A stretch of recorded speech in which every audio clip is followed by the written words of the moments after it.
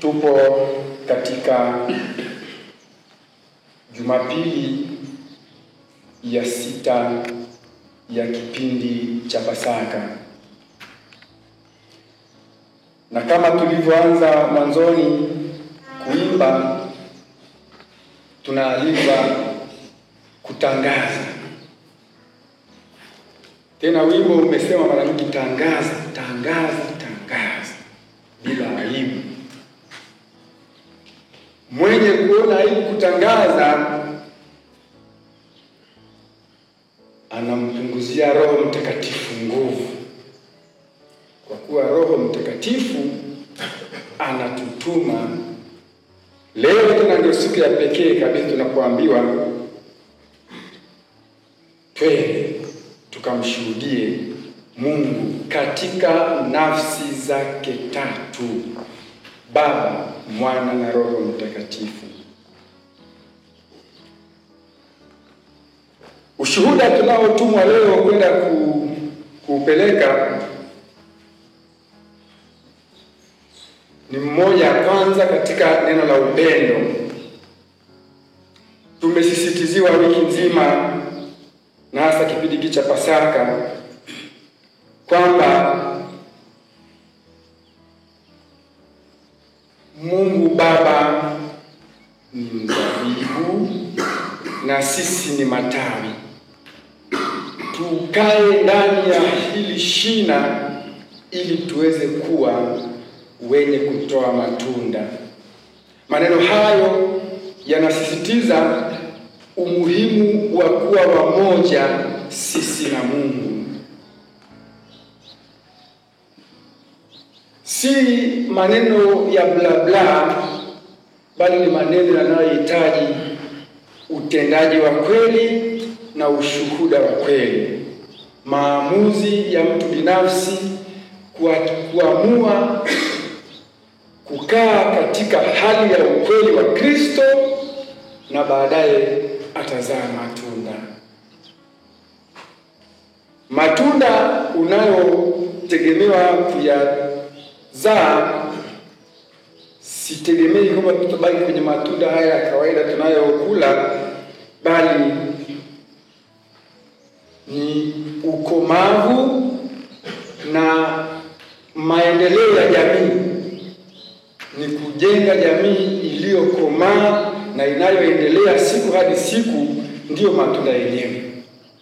Na wale ambao hawazai matunda ni wale ambao siku hadi siku wanapunguza kwa makusudi, wanapunguza maendeleo ya jamii, wanapunguza ustawi wa jamii kwa kuwadumaza wengine na kutokuwapa au chakula cha kimwili au cha kiroho au cha kiakili ambacho ndani mwake tunatengeneza ukweli wa maisha.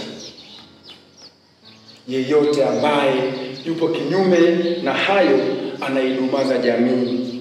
Leo tunaambiwa yeyote anayeikodumaza jamii anatengeneza chuki na anaondoa amani na anatengeneza mazingira ambayo kwayo vita vya nje na vita vya ndani.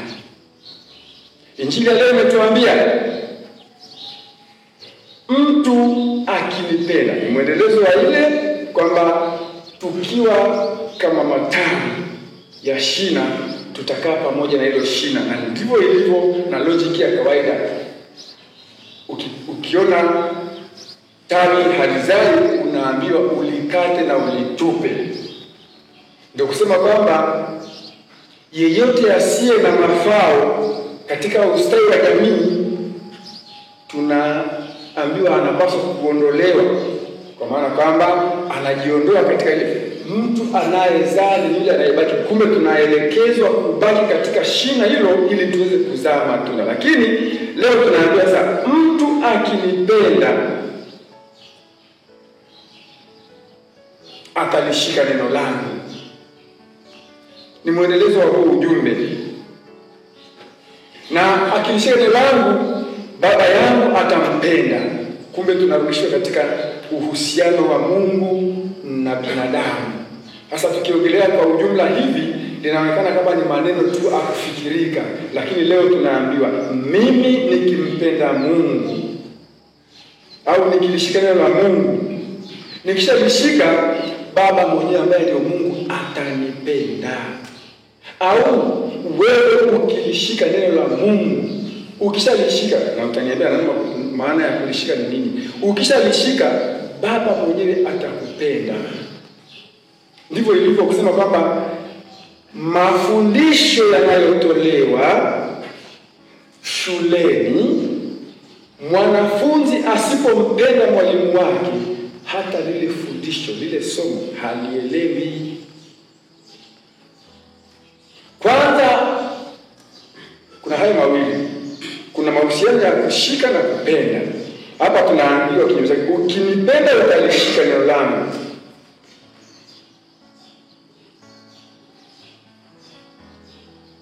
Sasa yeyote ambaye ni mpinga Kristo hata neno halisikilizi. Lakini tunaendelea kuambiwa yeyote yule anayelishika hilo neno na kumpenda Kristo. Sasa neno la Mungu linabadilisha hapa. Linasema tena si mtu mmoja atakayekuja, sio tena tutakuja. Ndio lile tangazo nimesema tangu mwanzoni. Tangazo la Utatu Mtakatifu ukiwa kazini. Tutakuja. Ndio kusema kwamba Baba yangu atampenda nasi tutakuja kwake. Sisi kama Utatu tutakuja kwake na kufanya makao kwake. Yule mtu ambaye amefungua moyo wake na kulisikia hili neno na kulipenda na kulitumia, sasa sisi kama Utatu Mtakatifu tunakuja na tunakaa kwake.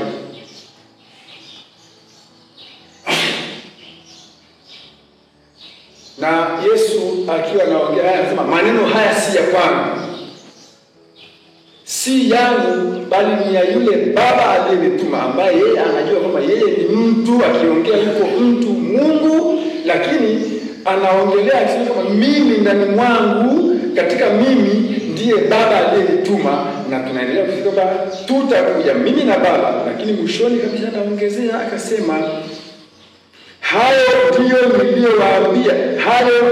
niliyowaambia wakati nilipokuwa nanyi. Niliwaambia kwamba mimi na Baba na tuko na pamoja, lakini kama mna wasiwasi,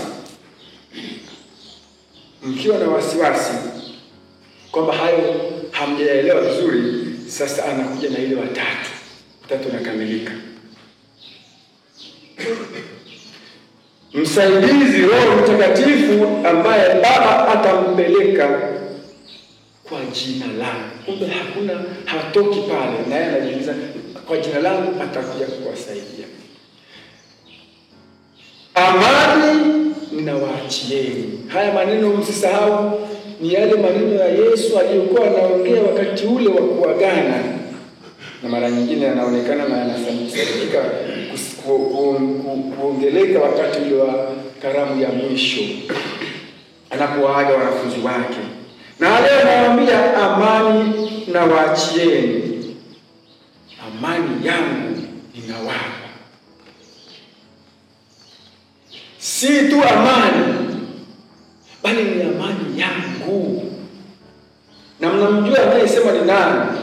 Kabla ya hapo, huyu anaongea ni Yesu Kristo. Lakini kabla ya kusema mimi ninayo, ameshajitambulisha kwamba mimi na Baba tu pamoja.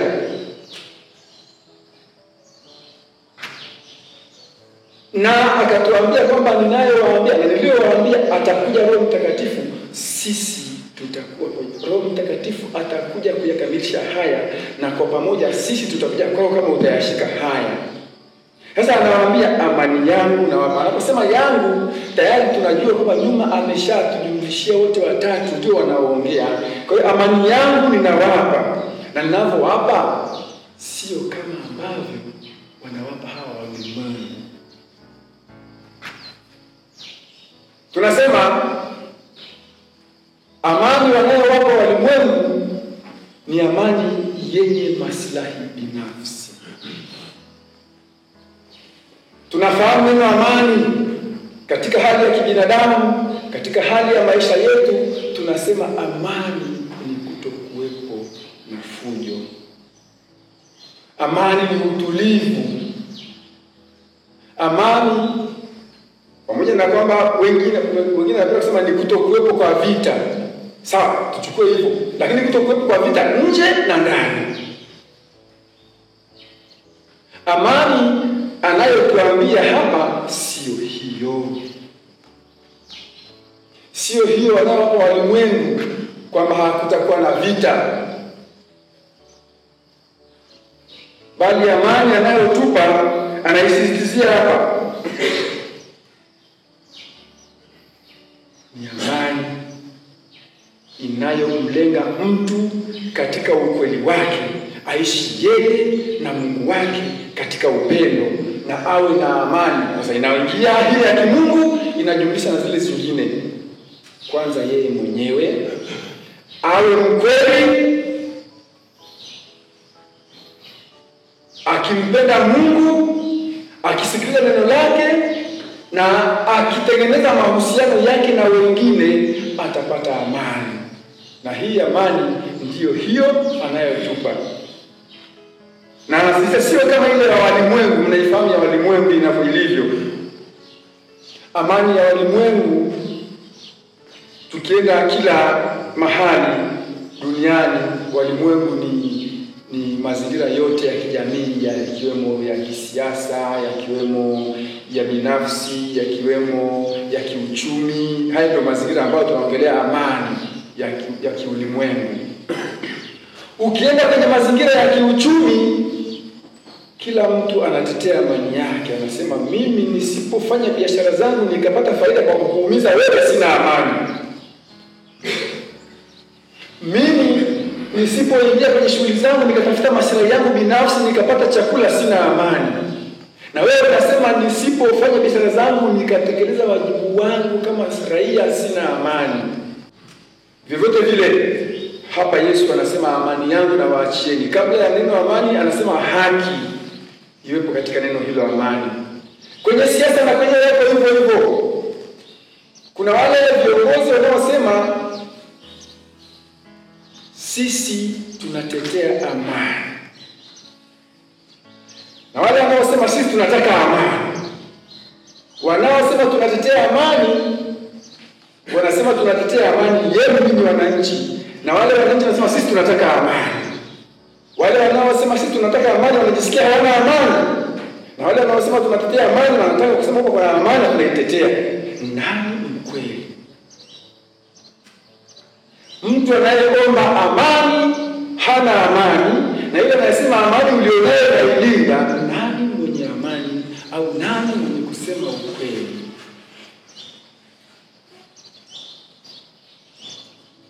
Neno la Mungu siku hii ya leo linawaita kila mmoja atafakari. Sisemi wa Katoliki, wa Kristo, nchi nzima, kila mtu atafakari nani mwenye kuleta amani. Wale wanaojisikia kwamba hawapo kwenye amani na wanaomba wapewe amani, na wale wanaosema upo kwenye amani, kaa kwenye amani hiyo, nani mwenye kutekeleza ahadi hii ya kimungu? Ukweli ni nani? Ni mimi ninayejisikia sina amani au ni wewe unaniambia upo kwenye amani? Ujumbe huu ninaupeleka ili kila mmoja ajitafakari anachokiongea kinamtoka moyoni au kinatoka kwenye njaa alionayo ya kutafuta chakula. Yesu anasema amani yangu na waachieni, si ile wanaowapa walimwengu. Hapa ninapoongelea hapa kuna mtu anakupa amani na Mungu anakupa amani. Na tunaendelea kusema kila siku na wananchi wote wenye kuongea kuhusu amani wanasema amani haiwezekani bila haki. Unaposema nyamaza, una amani, nitailinda hiyo amani, alafu mimi sinayo, maana yake ni kwamba kuna kitu unachokificha ambacho ni haki ambayo hutaki kuiweka wazi. Iweke wazi kwa kuniuliza nini kinakuchanganya, nini kinakusibu mpaka unasema huna amani. Lazima uniulize ili tuweze kuongea lugha moja. Lazima uniulize na tukae pamoja, uniulize shida iko wapi. Nikuambie mimi sina amani kwa kuwa umenikanyaga. Kwa kuwa nimesimama na wewe sina amani kwa kuwa umenikanyaga mguu wangu, siwezi kutembea. Lakini umenikanyaga siwezi kuongea. Na unawaambia watu huyu yuko na amani, tena unyamazi, uko na amani. Lakini umenikanyaga siwezi kunyanyua mguu nikatoka hapo uliponikanyaga. Tuongee, niulize ni kwa nini, nitakwambia umenikanyaga na hapo unaniumiza. Lakini nikipiga kelele unaniumiza, niachie unanikanyaga, unasema wewe kaa kimya. Na hii unalinda amani yako, huu unaleta fujo. Mimi unaniumiza mguu, umenikanyaga, nakwambia niachie nitembee, unasema kaa kimya, kwa sababu mguu wako ni mahali pangu pa kusimama. Lakini nani anasema kwamba mimi napaswa kukanyaga na wewe usikanyaga? Amani sio hiyo. Yesu anasema amani ninayowapa sio hiyo wanayowatangazieni walimwengu.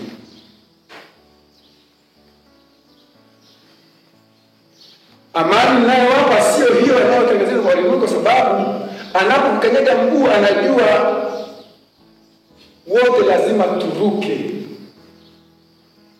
Kama wale wachezaji wa mpira, tupo kwenye kona, mpira unapigwa kona, goli liko hapo, tunapaswa kuruka, wewe tuupige kichwa. Lakini umekanyaga mguu wangu, nitarukaje? Vyovyote vile mimi uliyenikanyaga, wewe utakuwa wakati kuruka, mimi nitachelewa kuruka. Unasema usinigie kelele, niache nisimame hapo ndipo napostahili kusimama. Nani alisema mtu aweza kuwa kiti cha mtu mwingine? Mtu aweza kuwa kapeti la mtu mwingine kukanyaga. Amani ninayowapa sio ile wanayowapa walimwengu. Amani yangu ni ya ukweli, ni kuachia huru kila mtu afanye kwa uhuru wake na apate yale yanayomstahili. Aruke kwa uwezo wake, kila mmoja aruke kwa nguvu zake, si mmoja aruke kwa mastahili ya mwingine kwa kuwa amemzuia.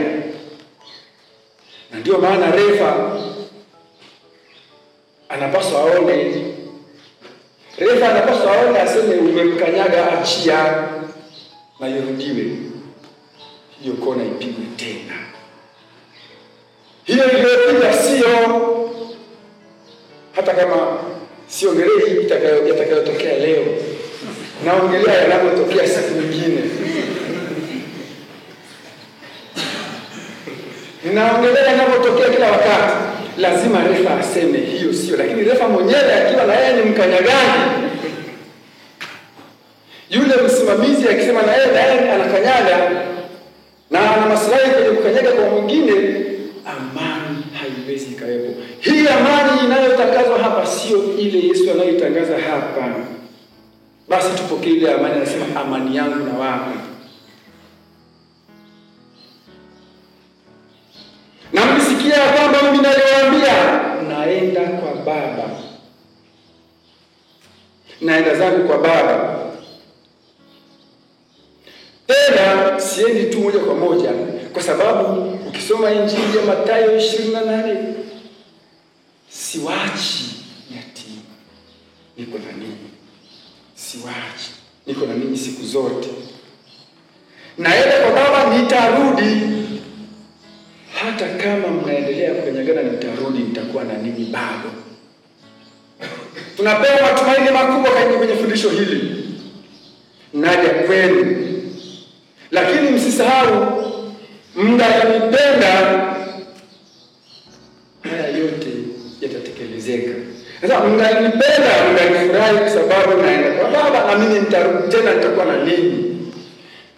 Tusisahau kwamba haya yote yanayotokea, upungufu wa amani ya kweli, ni kwa sababu hata sisi wenyewe hatuko wa kweli. Kama nitaanza kwa kidogo madogo ya hapa, yanaendelea hivyo mpaka mbali. kwenye hatua kubwa, na imeshakuwa kama desturi katika jamii zetu na katika jamii yetu. Neno amani limekuwa ni mchezo kila mahali. Ni kama tuseme ni mila na desturi imetengenezwa katika nchi yetu. Sasa hakuna mtu anayetekeleza tena ukweli na anayetekeleza tena haki na anayetekeleza tena amani na kweli. Nimejaribu kutaja sehemu mbili za kiuchumi na za kisiasa, lakini sijaenda kwenye elimu, na kwenyewe huko kunayo hayo. Hakuna amani, hakuna haki na hakuna kazi. Wanafunzi wengi wanafaulu, na ukienda kuangalia ufaulu wao ni wa maandishi, na wanafaulu kwa maandishi, lakini kichwani hawajui kitu, hawajafundishwa, hawajasoma, na wanaonekana kama wameelewa na wamefaulu ili shule isikike imefaulu. Lakini hii ndio ile tunayoambiwa hapa, amani ya uongo. Kumwambia mwanafunzi una amani na unajua na umefaulu, kumbe hajui kitu. Ni culture imejengeka hapa nchini kwetu na nchi za jirani, kwamba hakuna kinachofanyika cha ukweli isipokuwa ni cha uongo ili kuonesha kiini macho. Mimi kama mwalimu ninasema tena, darasani unamkuta mwanafunzi amefaulu, ana division 1 ya A. Yuko chuo kikuu, hawezi kuandika sentensi ya Kiingereza hata ikaeleweka. Hawezi kusoma mstari mmoja akauelewa wa kitabu, na hajawahi kusoma kitabu hata mara moja, hata peji moja, na ni mfaulu wa hali ya juu. Na ukimpa mtihani katika hali ya ukweli, hapo tunaingia kwenye ukweli sasa. Hakuna siasa. Mimi sio mwanasiasa. Nikikupa mtihani wa kweli, siweki siasa katikati na kuona ulivyo. Hamna kitu. Maana yake ni siasa tena katika elimu.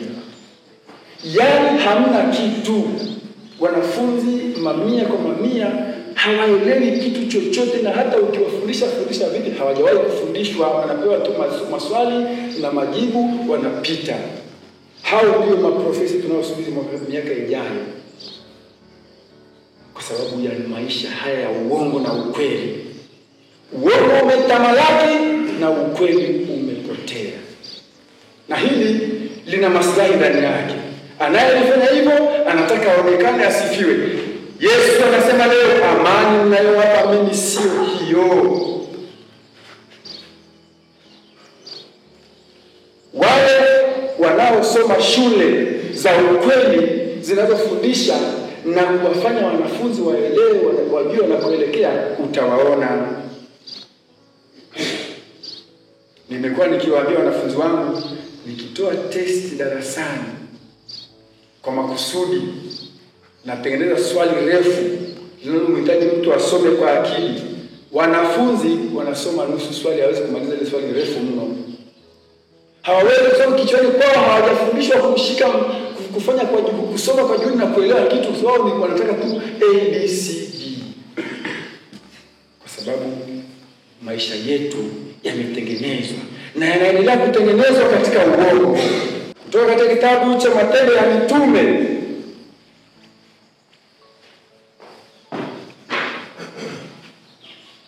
linatuletea ujumbe huo vizuri kabisa. Walishuka watu kutoka huko Uyahudi, wakaingia katika nchi za mataifa mengine, wakaanza kupotosha ukweli,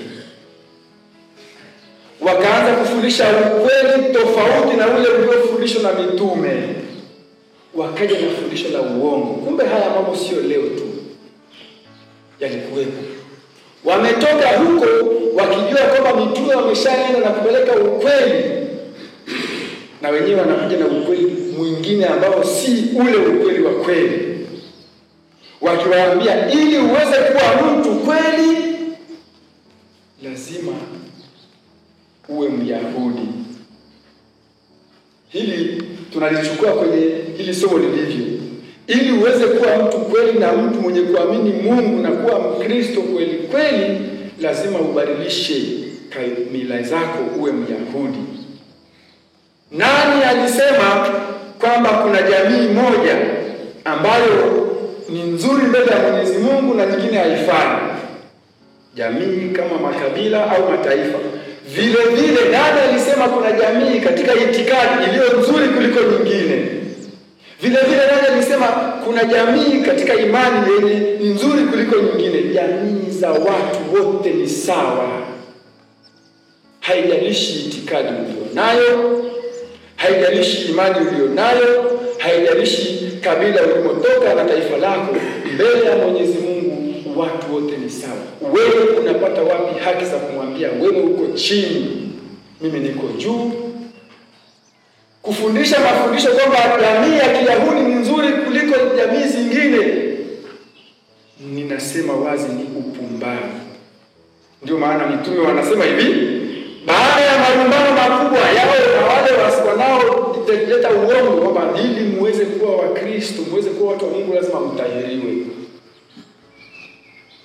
Lazima kutahiriwa na kufuata mila zote za lile kabila. Sisi tungesema ili muweze kuwa watu wa kweli, lazima muwe sijui nitende kabila gani, muwe Wagogo, muwe Wachaga, muwe Wanyamwezi, muwe Wanyasukuma.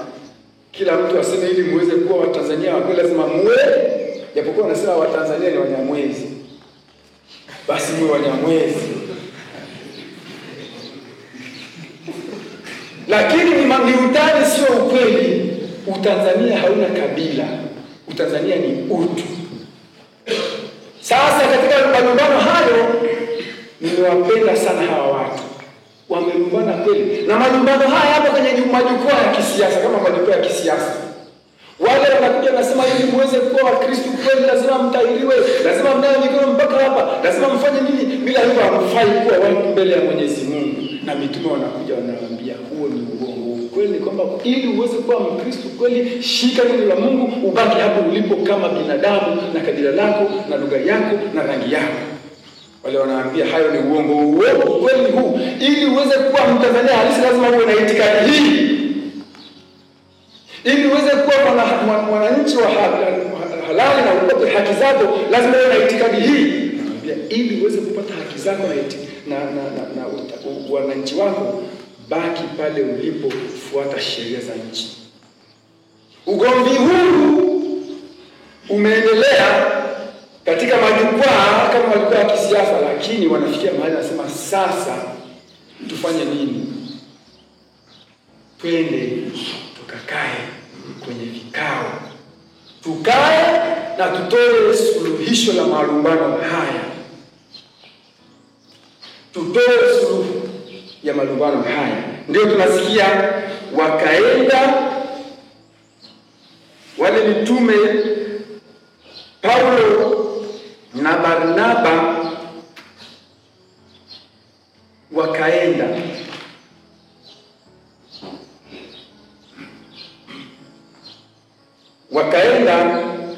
kuwaelezea mitume ule ugomvi uliopo kule, wakaamua kutoa jibu la pamoja. Sema jibu la mkutano mkuu wa kanisa. Mkutano mkuu ni sinodi au ni council kuu. Jibu la pamoja ni kweli katika makabila, katika mataifa kuna mambo ambayo kweli hatuwezi kuyapokea. Na hata leo tunasema hivyo. Katika mila zetu na desturi zetu za kila kabila kuna mambo ambayo hatuwezi kuyapitisha yakawa ndio msingi wa maisha yetu. Makabila mengine wanakeketa, makabila mengine wanaamini ushirikina, makabila mengine wanafanya hivi. Basi tusikubali kila kitu kipite, waambieni wafanye haya. Fundisho likatoka, waambieni wafanye wafanye haya. Kwanza kabisa, imempendeza Roho Mtakatifu na sisi tusiwatese watu kwa mambo ambayo si muhimu. Tusiwatese wananchi kwa mambo ambayo sio muhimu, kuwabebesha mzigo, ila haya machache ni muhimu sana. Kwanza kabisa, waambieni, tuandike maneno haya, wajiepushe na vitu vilivyotolewa kwa sanamu. Ni kama nakusema kwamba amri ya kwanza ya Mungu, msiabudu miungu wengine. Waambie wasiabudu miungu mingi. Mnafahamu tafsiri ya kuabudu miungu wengine. Mnafahamu tafsiri ya kuabudu miungu mingi. Kuabudu miungu mingi ni pamoja na kwamba kila mtu ana mungu wake na hatuna ukweli uliofahamika, na hakuna truth iliyo ya kweli. Kwa hiyo relativism inatawala katika hilo. Waambie wasiabudu miungu mingine,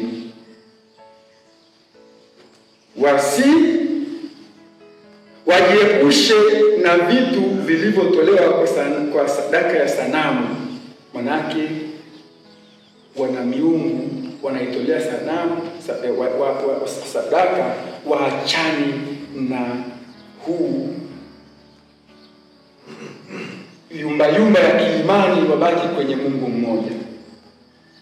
La pili ni muhimu sana, waepukane na damu. Mimi nalitafsiri vizuri tu, waache kumwaga damu. Waambie wale wenye mila za kifo, mila za kuua, mila za kuuana katika hali zozote, na tafsiri ninavyotaka mimi. Mila za kuua ni pamoja na abortion, utekaji, uuaji, zote hizi ni mila za kifo, ni damu.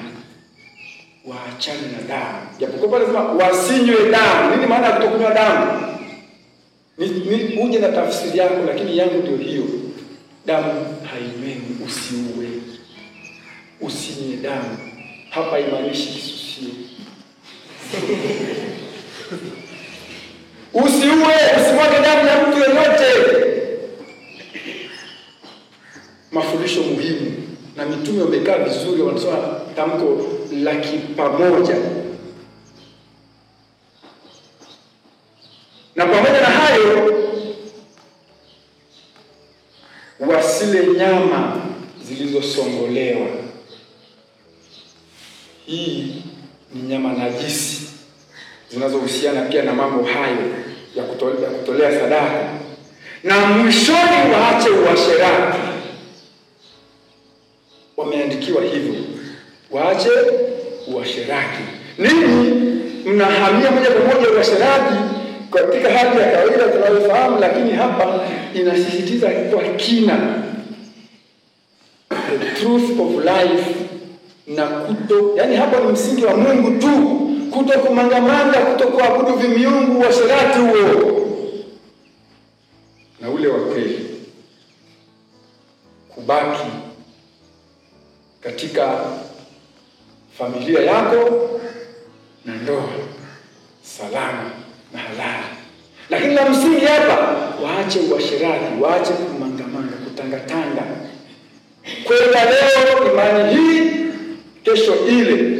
Leo Mungu huyu, baada ya ibada kanisa Katoliki, kwenda kukanyaga mafuta, baadaye naenda kwa washirikina. Waache hayo. Na baada ya mkutano huu tunaambiwa amani ilipatikana, na ndio maana tuko hivi leo, na ndio maana kanisa ni moja, na kanisa lina nguvu, na jamii iko hivi ilivyo.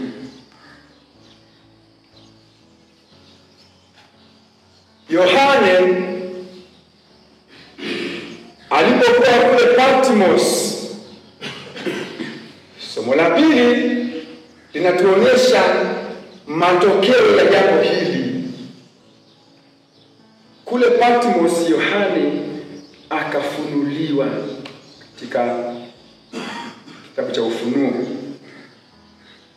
Akachukuliwa katika roho mpaka mlima mkubwa mrefu, akaoneshwa mji mtakatifu Yerusalemu ukishuka.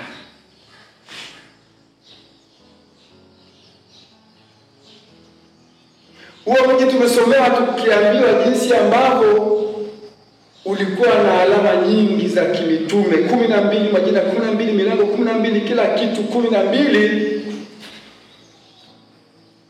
Huu mji hauwezi kuwa tofauti na kanisa letu. Hauko tofauti na hili kanisa ambalo Mwenyezi Mungu ametuahidia akisema huu mji utakuja. Pamoja na malumbano yote yaliyotokea kati ya mitume na wale wazushi na maongezi yaliyotokea kwenye mkutano, Yohana anaoneshwa huo mji ukishuka, kanisa likioneshwa mbele yetu, ambalo ndilo litakalokuwa suluhisho, na kanisa lazima liseme ukweli. Viongozi wa vyama vya siasa waige mfano wa Jumapili ya leo. Jumapili ya leo ambayo tunaambiwa na tunasisitiziwa kuwa na amani ya kweli, kuitengeneza amani ya kweli. Lakini hii amani haiwezekani kama sisi wenyewe hatuko wa kweli kutengeneza ukweli. Lakini pia katika malumbano ya kisiasa lazima tukae mahali mezani kama mitume walivyoenda kukaa na kujadiliana. Na mwishoni tunaambiwa huyu Yohana ameonyeshwa dunia mpya na jumuiya mpya ambayo kuna amani na ukweli ukiongozwa na watu wenye upendo. Lakini tunaambiwa kwamba lazima kwanza sisi wenyewe tulishike neno la Mungu. Injili ya Yohana sura ya 15 tunaambiwa kwamba ninyi si watumwa tena, bali ninyi nimewafanya kuwa marafiki. Si watu wachache wanaoambiwa neno hilo. Si watu wachache, tunaambiwa wote tumefanya marafiki. Na kwa kufanya marafiki wa Mungu tumeonyesha uhalisia na sisi tuupeleke. Na wasiwasi mkubwa kati ya watu. Hivi ni kweli sisi ni marafiki wa Mungu? Hata kama nimeongea sana, fungua macho. Fungua macho yako uone uhalisia wa jambo hili. Fungua macho ya mioyo na ya akili na macho ya kweli ya kuangalia, uone huu mwanga. Kwamba tumeambiwa, na hii ni wazi, tu marafiki kwa kweli ametufanya marafiki, na amewaambia watu wote, na huu urafiki wangu mimi na Mungu kama alivyotuambia, na hizi Injili ilivyotuambia, tukilishika neno lake tutakuwa marafiki zake na tutakuwa naye. Huu urafiki hauwezi kuonekana wazi kama hatuutengenezi kwa mimi na wewe. Namna ya kumpenda Mungu usiyemuona